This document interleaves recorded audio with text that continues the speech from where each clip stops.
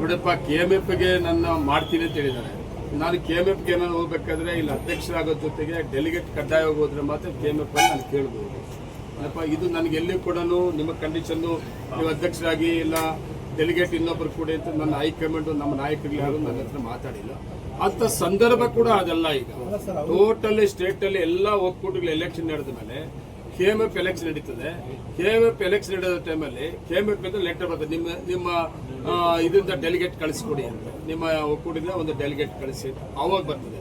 ಅವತ್ತು ಆಡಳಿತ ಮಂಡಳಿ ಏನಿದ್ವಿ, ನಾವು ಆಡಳಿತ ಮಂಡಳಿ ನಿರ್ದೇಶಕರು ಏನಿದ್ವಿ, ನಮ್ಮ ಒಕ್ಕೂಟದಿಂದ KMF-ಗೆ ಯಾರಾಗಿ ಡೆಲಿಗೇಟ್ ಹೋಗ್ಬೇಕಂತ ತೀರ್ಮಾನ ತಗೊಂಡು ಆಡಳಿತ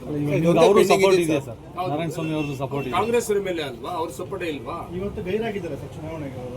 ಏನು ಮೆಜಾರಿಟಿ ಇತ್ತಲ್ಲ, ಅವ್ರೇನು ಬೇರೆ ಕೆಲಸ ಇರ್ಬೋದು, ಅವ್ರು ಗೈರಾಜರಾಗಿರ್ಬೋದು.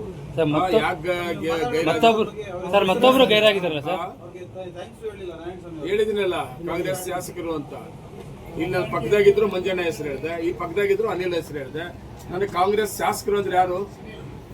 ಎಕ್ಸ್ಟ್ರಾ ಯಾರನ್ನವರೇನು ನಾರಾಯಣ ಸ್ವಾಮಿ ರೂಪಮ್ಮನ ಬಿಟ್ಟ ಮೇಲೆ ಸಮೃದ್ಧಿ ಮಂಜು ಇಬ್ರು ಡೈರೆಕ್ಟರ್ಗಳು ಬಂದಿಲ್ಲ. ಇಲ್ಲ, ಡೈರೆಕ್ಟರ್ಗಳು ಅವ್ರಿಗೆ ಏನು ಕಾರಣ ಏನು ನನಗೆ ಗೊತ್ತಿಲ್ಲ. ಎಲ್ಲರಿಗೂ ಕೂಡ ಮುಂದೆ ಈ ರೀತಿ ಏನೋ ಸಮಸ್ಯೆ ಆಗುತ್ತಾ ಹೇಗೆ ಸರ್, ನೀವು ಹೇಗೆ ನಿಭಾಯಿಸ್ತೀವಿ ಸರ್ ಅದನ್ನು? ನೋಡಿ, ಇಲ್ಲಿ ಏನು ಮಾಡೋದೇನು ಬಾಕಿ ಇಲ್ಲ. ಸಮಸ್ಯೆ ನಡೆಸ್ಕೊಂಡು ಹೋಗ್ಬೇಕಷ್ಟೇ. ಇಲ್ಲಿ ಸಮಸ್ಯೆ ನಡೆಸ್ಕೊಂಡು ಹೋಗ್ಬೇಕು. ಎಲ್ಲರೂ ಒಟ್ಟಿಗೆ ಕೂತು ಒಳ್ಳೆ ಒಳ್ಳೆ ತೀರ್ಮಾನ ತಗೊಂಡು ಸಮಸ್ಯೆ ನಡೆಸ್ಕೊಂಡು ಹೋಗೋದು ಕೆಲಸ ಮಾಡಬೇಕು. ಜನರಲ್ ಬಾಡಿನಲ್ಲೂ ಅವರು ಡೈರೆಕ್ಟ್ ಇರ್ತಾರೆ, ಸಾಕಷ್ಟು ಚರ್ಚೆಗಳು ನಡೆಯುತ್ತೆ ಅಂತ. ಚರ್ಚೆ ಏನು ನಡೀತದೆ? ಸಂಸ್ಥೆ ವಿಷಯದಲ್ಲಿ ಚರ್ಚೆ ಆಗ್ತದೆ, ಸಂಸ್ಥೆ ಉದ್ದೇಶದಿಂದ ತೀರ್ಮಾನ ತಗೋತೀವಿ. ಪರ್ಸನಲ್ ವೈಯಕ್ತಿಕವಾಗಿ ತೀರ್ಮಾನ ತಗೊಳ್ಳೋದು ಏನು ಇಲ್ಲ. ಅವರು ಗೆದ್ದಿದ್ದಾರೆ, ನಾನು ಗೆದ್ದಿದ್ದೀನಿ. ಅವರು ಸೀನಿಯರ್ ಶಾಸಕರಿದ್ದಾರೆ. ಇಲ್ಲಿ ಸಂಸ್ಥೆಗೆ ಬಂದ ಫಸ್ಟ್ ಟೈಮ್ ಬಂದಿದ್ದಾರೆ. ತುಂಬಾ ಇತಿಹಾಸ ಇದೆ ಈ ಸಂಸ್ಥೆಗೆ. ಇಲ್ಲಿವರೆಗೂ ಎಷ್ಟು ಜನ ನಿರ್ದೇಶಕರಾಗಿದ್ದಾರೋ, ಎಷ್ಟು ಜನ ಅಧ್ಯಕ್ಷರಾಗಿದ್ದಾರೋ, ಈ ಸಂಸ್ಥೆಯನ್ನು ಕಟ್ಟಿದಾರಲ್ಲ, ಅದನ್ನ ನೆನಪು ಮಾಡಿಕೊಂಡು ಇವತ್ತು ಅವರು ಸೀನಿಯರ್ ಶಾಸಕರಾಗಿದ್ದು ಕೂಡ ಫಸ್ಟ್ ಟೈಮ್ ಇಲ್ಲಿ ನಿರ್ದೇಶಕರಾಗಿ ಬಂದಿದ್ರು ಕೂಡ ರಾಜಕಾರಣ ಬೇರೆ ರೀತಿಯಲ್ಲಿ ಮಾಡೋದು, ನಾವು MLA ರಾಜಕಾರಣ ಮಾಡೋದು ಬೇರೆ ರೀತಿ ಇರ್ತದೆ. ಈ ಸಂಸ್ಥೆಯಲ್ಲಿ ಕೆಲಸ ಮಾಡೋದೇ ಬೇರೆ ರೀತಿ ಇರ್ತದೆ. ಸರ್ಕಾರದ ಅನುದಾನಗಳೆಲ್ಲ ಸಂಸ್ಥೆಯಲ್ಲಿ ಹಾಲು ಉತ್ಪಾದಕರು ಕೊಟ್ಟಂತ ಹಾಲನ್ನ ಮಾರಾಟ ಮಾಡಂತ ದುಡ್ಡಲ್ಲಿ ಹಾಲು ಉತ್ಪಾದಕರು ಮತ್ತೆ ಸಂಸ್ಥೆಯನ್ನ ಕಟ್ಟಂತವ್ರು ಅದಕ್ಕೆ ಸಹಕಾರ ಕೊಡ್ಬೇಕಾಗ್ತದೆ. ಅವರು ಕೂಡ ಮಾಡ್ತಾರೆ. ಸರಿ, ಮೂರನೇ ಸತಿ ಆಗಿದ್ರಿ ಸರ್ ಅಧ್ಯಕ್ಷರು.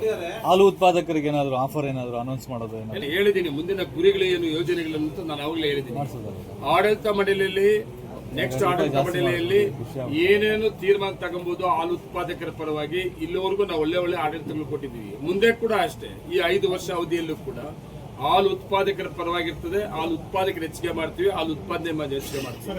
ನಿಮಗೆ